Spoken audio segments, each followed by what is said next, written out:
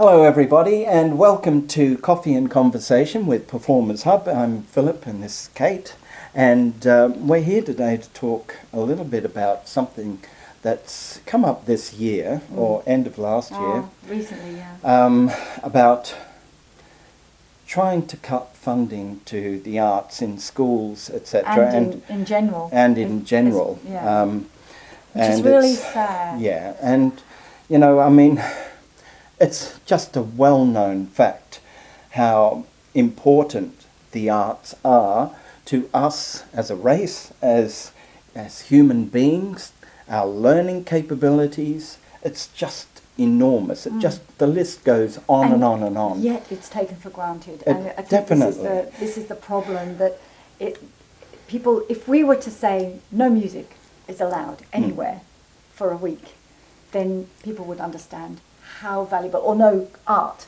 or no actors, or no literature, or no words, you know. I mean, we're talking about commercials on TV gone. We're talking about music in lifts gone, which is probably a good thing in a way.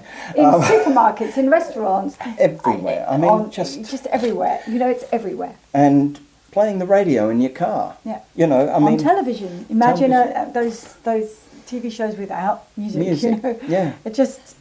It's unthinkable, and yet people are thinking that way, and it's a real shame. But I suppose what stirred us up the most is also that governments are trying to just shove the arts aside in terms of importance to learning, and yet they are so crucial to learning. Yep. And so this is our appeal.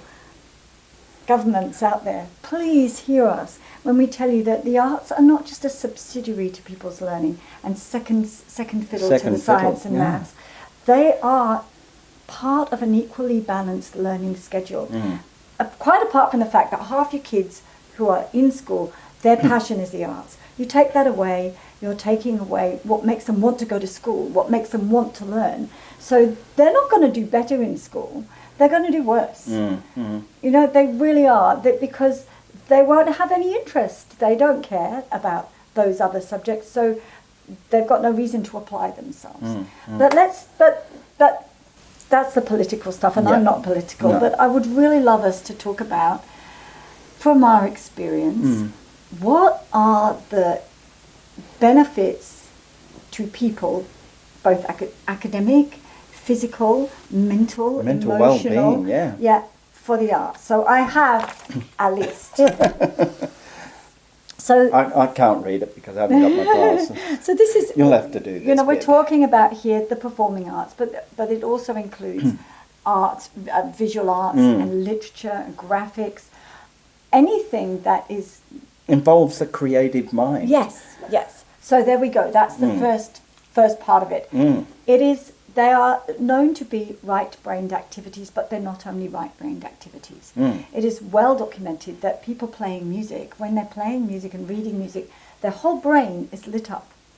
Their whole brain. Yep. It's rare All for that put to to happen, work. but their whole brain. In dance and in music, you are developing... Well, in dance, it's gross motor skills. In music, there are fine motor skills being developed. There is a cross-coordination of the hemispheres of the brain.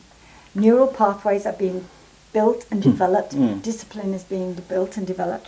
Now, we actually had a young lad who came to one of our music theatre workshops, and I very quickly realised that he wasn't reading, but he was memorising instantly, you know, super fast. He was obviously very bright, but even though he was probably 12 or something like that, he wasn't reading. He was avoiding reading.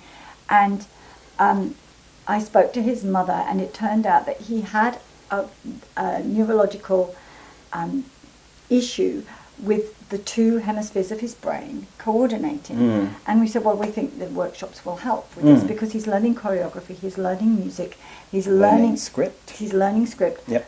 And so he attended 2 or 3 of the workshops, and they did actually help. And by the time he moved into later years in high school, there was this coordination happening between The right and left. And left hemispheres.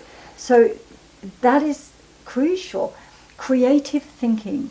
Creative thinking is a right-brained activity. Creative thinking is necessary in every area of life. every area of life. Every. And it's trained through the arts. It's trained through the arts. Okay, people who do dancing or performing arts develop spatial awareness. In fact, so do visual artists. Yes, Let's get real. yeah. Spatial awareness. Then there is kinesthetic learning, visual awareness. They learn to listen. It's crucial in this day and age. Oh, They gosh, learn yes. to listen intently. They learn to focus, and more than for 10 seconds at a time. Yeah, They yeah. have to be in a very heightened state of focus to perform. I mean, people often ask me, "Oh, did you enjoy that performance?" And I think, well, I don't know. I don't know. I was just so focused on doing it. Yeah, exactly. Yeah. There's physical activity, which we all know is crucial for well-being. Yep, You yep. know, and it's done in a way that is interesting and not using just running around a track, which is for some people very boring. But dancing is not. It's stimulating their mind. yep. It's stimulating their auditory senses, their visual, their kinesthetic. Yeah. Okay. Doing everything for you. There's this sense of, if you're doing performing arts, there's this sense of cooperation. Yep. In fact, if you were- Teamwork. yeah, teamwork. Everybody's working And together. At our kids' school, they did a showcase where they involved, and actually one of the schools I teach at, they do a creative arts day or evening, where the visual arts, dance, music and drama are all put into one evening.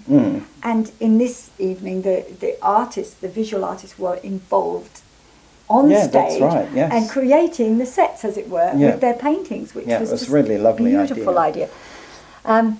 Okay, so there's the cooperation, the teamwork, having to discipline yourself to be on time, to Yeah. organise yourself, make your costumes ready, all the things that you need. They're just life Organisational skills, yep. Organisational skills. There is empathy. I mean, in order to perform well, you have to have this sense of empathy with the written work and understanding and allowing that to filter into you and come through. Plus, there's a very empathetic awareness as a performer, because you're sensitive to emotion. Yep. And you understand it. There is confidence. Well, I mean, that in life in general, we need that confidence, and they be able to speak with people and portray what we want to say, or just attempting something new, like we've spoken about before. Yeah. Confidence is huge, Yeah. and the arts certainly give it to you, because you're taking control of your mind, your body, your emotions, everything. It's all being used in the right way. Yeah, and we've seen that so often when we used to do the workshops, the music theatre workshops. Wow. Kids would come in who were really shy, and they'd Very start shy. off, and I'd say, "Now, who would like to have lines?" And they'd say, "No, I don't want lines." And then by 3 days in, they were saying, "Well, but I've only got one line," because I'd give them a line, because I believe in stretching them a little bit. Yeah. And they'd say, "Well, why have I only got one line?" And and then we'd get reports back about how much more confident they were in school. Yep. There's sometimes primary school, sometimes high school High kids, school, yep. all the same. Kindness. Yeah. They learn to be kind. It's part and parcel of working on a common goal together. And because everybody in that group has to get there. Nobody's left behind. But it knocks on, because I've just been preparing some boys in a school that I teach for their school auditions. Yep. For their musical. For their musical. For their yep. school musical. And they've all worked hard and they all want that role.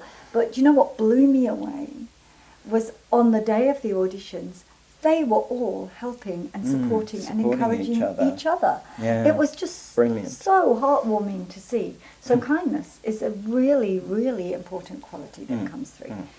And also the confidence thing, it comes from them having to step outside their comfort zone. Yeah. Because, Yeah, any time exactly. you're performing, you're vulnerable and you're stretching yourself. Yeah, it's becoming comfortable with that outer zone, isn't it? Outside your comfort zone. And being confident enough to go there time and time again. All the time, because that's what we do as performers. We do it all the time. Yeah. There's actually, that's another thing that I think there is a sense of self-acceptance and awareness of your whole being that emerges, as especially for those performers that keep going, because part of our life is rejection. Yep. You know, we do audition, we do get rejected. It's just a common thing that happens. And in order to get up and go and do the audition the next day or the next week or something, we have to learn that we're still okay. We're still all right the next day. We're still the same person. I mean, I might cry for 3 days, but you come back to it, and you come back to it. And so I think we've talked about that before, but builds character too. Yeah, it does. yeah. It really does. And if you think about it, when you're learning movement, you're learning physics. And biology, you know, and maths, because there's the spatial awareness and the geometry of it. Whatever, it's real life maths. It's, you know, it's not something set aside from the other subjects in school. So many people who learn the arts are very interested in. In fact, music and maths are very aligned. Very aligned. much so. Especially reading dots. You know, reading the music. And if you're singing, you often learn different languages. You know, which is. Again, forming neural pathways for awareness of language and ability in language. Apart from that, doing dance, doing music, doing theatre, doing acting, they are well documented to be good for emotional health. And they're a great way to work out stress. Do you know? I can't tell you how many times, well, you as well, where we've been going into a theatre absolutely fuming about something, upset about something, or worked up and stressed about something. You go in, you drop all that baggage. You have to. You know you have to, and you get in there, you do your show, and by the time you come out, I feel good. It's a great workout for the emotions. It's fantastic. Yeah, and there've been schools even where they've introduced a dance program, and even the most difficult and troubled students who've engaged in that program have suddenly got no discipline problems. They're happy and they're confident and they're kind and they're cooperative and and they have a reason to want to go to school, which is important. People learn to handle nerves and adrenaline. You know, that's part of the comfort zone thing. And again, we talked about working together towards a common goal. And perhaps one of the biggest things is that performing is a giving pursuit. You are giving to others. So you're working with all you've got to prepare something, to share it with other people for their enjoyment, for their uplift, to make them feel better for a little while. And you do get it back as well, because once you give all that that you've prepared for, you get it back from them anyway. It's a give and take thing that happens all the time, isn't it? I mean, it's just a wonderful thing that we're so privileged to have. But I don't think it should be a privilege. I think it should just be an accepted part of life, the same as any other part of life. Yeah, exactly. You know, because from the earliest days of humanity, it has been natural for people to make music, to dance, to do paintings, because it's part of who we are. It's part of our expression of being, and it does need to be valued and not taken for granted, but valued as an integral part of life as much as any other subject, because it actually is. And if you question that, I challenge you: deprive yourself of any form of arts for a week, for a day. See if you can do it. I don't think you could, unless you're in a cave somewhere. You know, really, it's not possible. It is everywhere in our lives. And we just think people do it, because they love it, and that every artist doesn't need to eat. Believe me, we live in a family of dancers. They need to eat. Yes, exactly.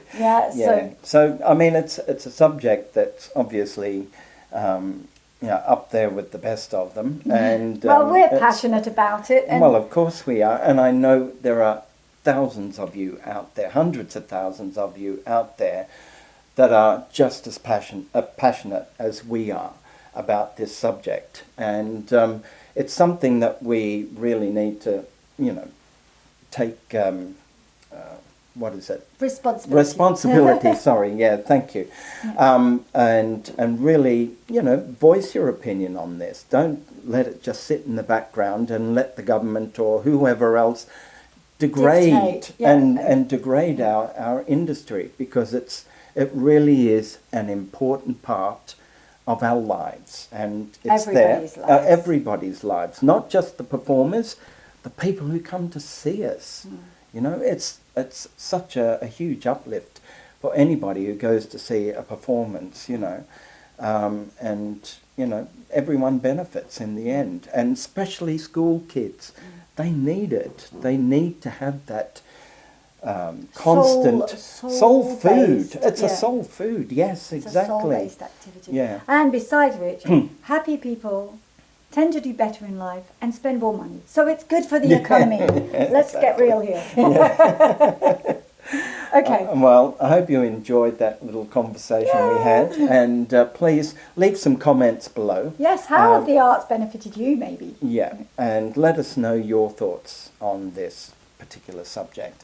Anyway, we'll see you next time on Coffee and Conversation, without the coffee today, but we'll see you next time. Bye for now. Bye.